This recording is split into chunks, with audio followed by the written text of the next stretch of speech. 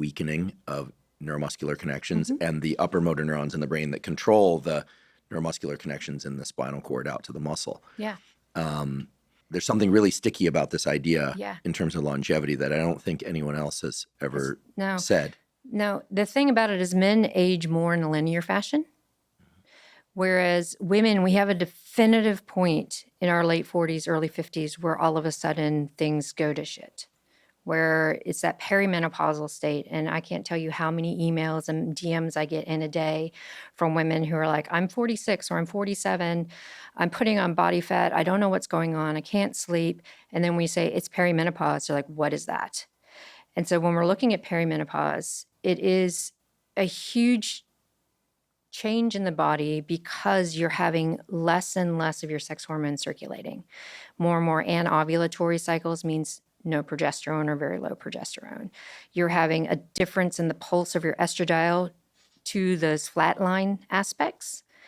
And because every system in the body is affected by it, this is why you see more soft tissue injuries. Like two of the biggest things that women who are in their 40s are going to PTs about are frozen shoulder and plantar fascia. Those are two really indicative issues that are happening in perimenopause.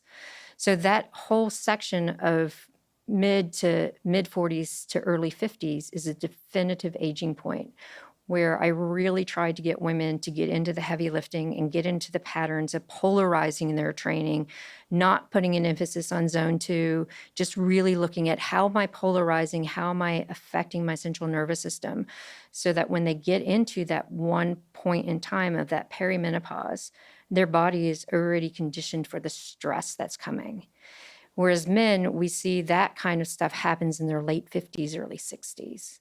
So the soft tissue injuries, the change in body comp comes at a later time. So yes, looking at how we're scoping our strength training, definitely something to think about in a longevity factor. But for women, there's a better indication of the timing across the ages of when you should start implementing.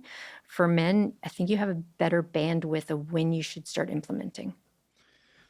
For women who are not on hormone replacement therapy, and we did a previous episode about perimenopause, menopause, and hormone replacement therapy, but if it comes up again and again today, that would be wonderful because these are important, under-discussed topics. Absolutely. For women that are not on hormone replacement therapy, who decide to train heavier, maybe do a bit more training volume, not train to failure, they're making sure to not let their cortisol spike too much by making